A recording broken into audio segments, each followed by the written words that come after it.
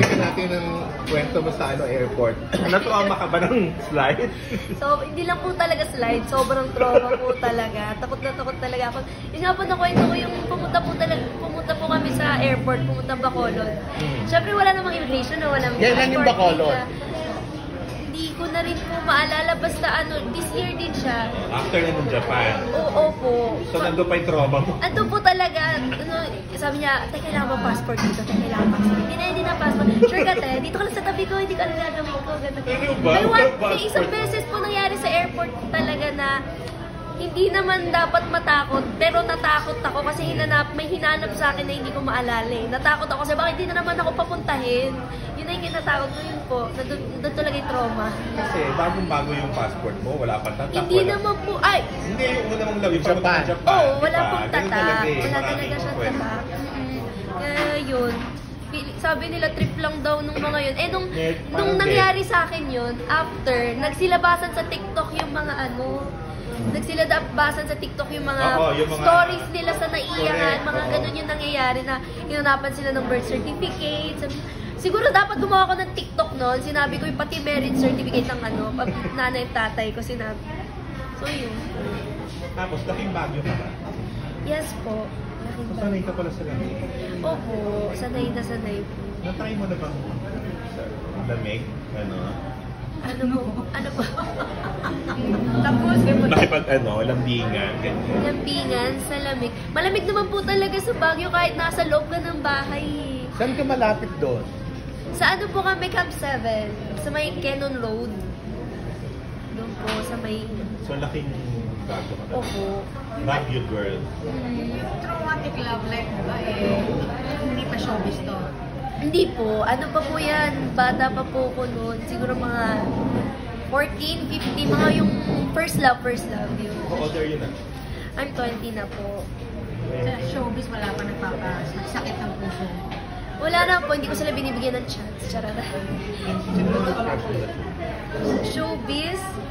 Singer po yung crush ko eh. Okay. Si Adi. Ay! Jensing. Kaya po nung nasa Viva Cafe siya nung birthday. Opo, nasa Viva Cafe siya nung birthday ni Boss Vic. Okay. Alamit mo. Opo, nandun kami sa harapan nakaupo doon, tapos nasa stage siya. Hindi ko na-expect na nandun siya kasi akala ko wala. So kumakain-kain. So bigla ko matapagli ko, di ba? Nag-fangirl ka? Oo, sobra po. Tapos hinanap ko siya after. Nakita ko siya nandun siya sa sulok. Charap ako doon. Yun po, may picture na kami sa wakas. Kamusta siya in person? Hogi. Charap. Hindi kayo nagchichikahan? Chikahan agad? Hindi po, sa sobrang hiya ko pagkatapos mag-picture, alis po agad. Fangirl lang? As a fan lang po talaga, sobrang... Hindi pa kayo nagkakasabay mag-show sa Viva Cafe? Hindi pa po. First time po siya makita nung birthday ni Boss Vic talaga. Nag-show ka rin ba sa Viva Cafe? Opo, may grupo po ako, BMX Bellas. Okay. Sino kasama mo dyan? Kasama ko po si Ate Queen Carillo, Angelica Cervantes, at Hershey De Leon. Apat kayo. Opo, sige, dance po kami. Si Adi nag-show din doon, si Adi.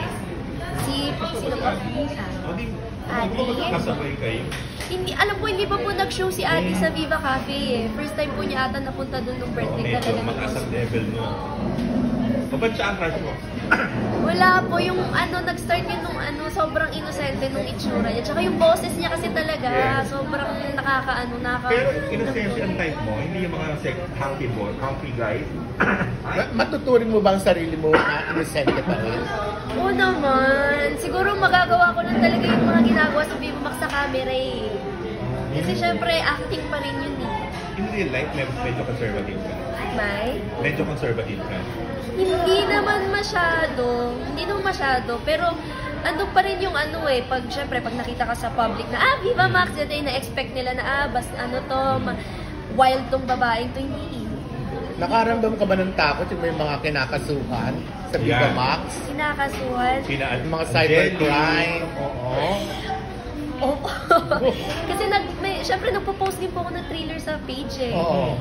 Eh nung nalaman ko po yung news na yun, binura ko po talaga agad yung mga trailers. Kasi syempre, mahirap na yung ma-expose ka na sa public ng ganun. Kaya ba nagbura ng ano si Ali? Ay, hindi naman po yun yung reason. Pinodek. Siguro na basta maganda naman po yung picture na talaga ni Ali. Hindi ko lang po alam na binura niya talaga. Papabalik po namin sa kanya. O ano? Ang kapartner mo dito si Beans. Opo. Pag naglalabsin daw kayo, wala raw kayo siyang nararamdaman dahil nga pareho kayong naka-plaster. Totoo ba yun? Opo, Ang kasi... kapal daw ng plaster. Opo, pero nararamdaman, wala po talaga yan. Magtropa po talaga kasi kami ni Vince. Simula nung nagka-work kami sa Kaliwaan, nag-start nun, lagi na po kami parang magtropa na talaga. Parang kapatid. Ganun. Sa Kaliwaan, yung incest ba kayo ni Felix Rocco doon?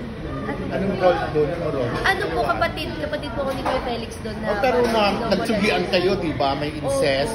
Yun. Yun ang Oo, incest. tapos nakitira sa inyo si Si Beans, sinakit-akit mo.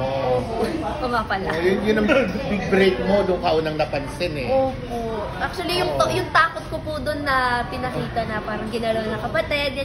Yung takot ko po talaga doon totoo kasi first love scene, first subad ko po yun. With Felix Rocco. Opo, first subad ko yun. Kaya yung takot, totoo po yung takot. Kaya, First subad mo sa Kaliwaan. opo, first ko po yun. Lisanda ko. 20 ka pa lang, Denise. So, anong ginawa mo nung bago ka nag-Viva Max? Galing po ako sa P-pop generation. Okay. Ang singer ka talaga. Sino mga kasabayan mo ron? Na Nagpipipap. before, siguro, naano rin po sa movie si Madeline Red. Sino ba? Po?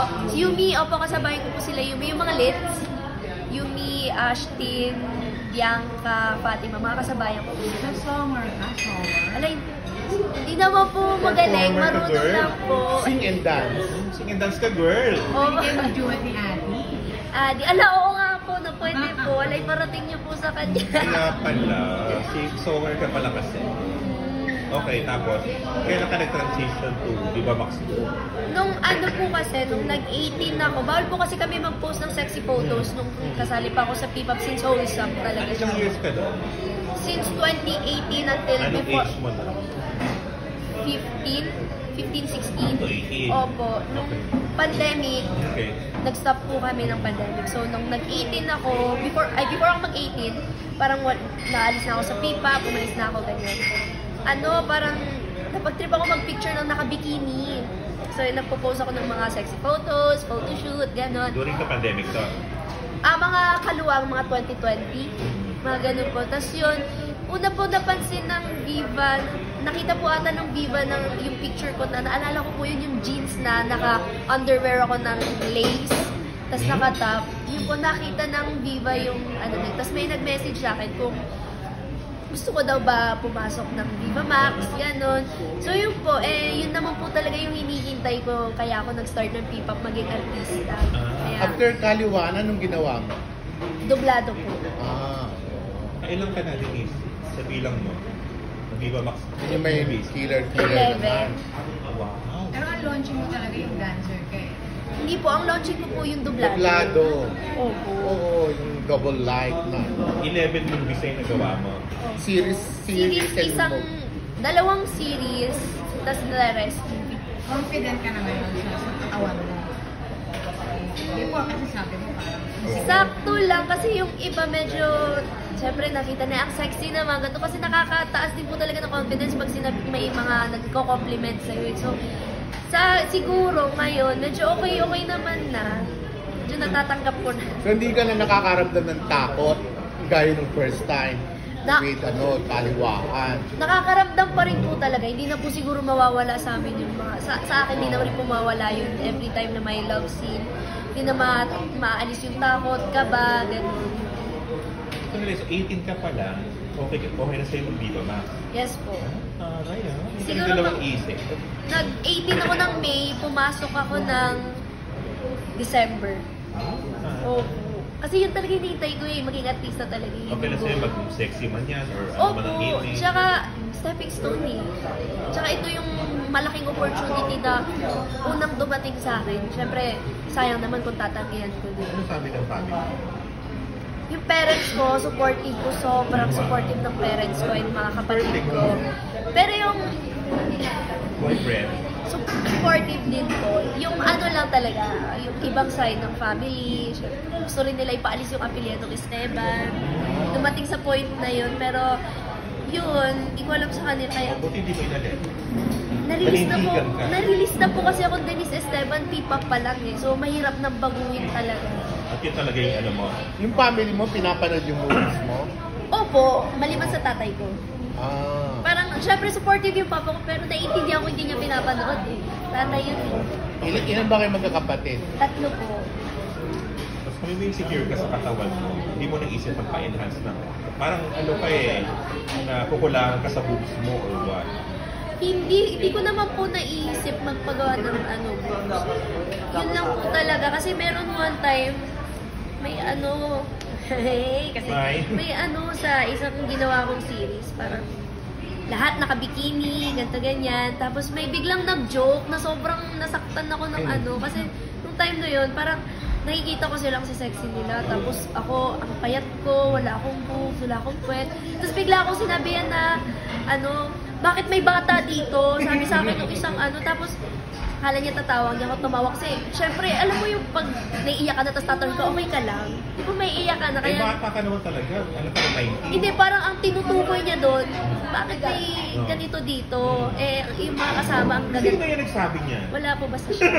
Tapos yun, ang ano, iyak-iyak ako sa CR. Grabe Kaya yun sobrang ha. Ano pa ba yan? na-insecure Ano pa ba yan? Basta siya. Basta akala niya joke, pero nasaktan po talaga ako nun. Hindi parang, alam mo yung nanliliit ka na, tapos bigla ka pang ano Hindi nyo eh. nalaman yun. Ah? Naging friends ba kayo niyan o never? Friends naman po kami, nasaktan lang po ako. Hindi naman po Hindi ako mo sinabi galit. sa kanya. Hindi.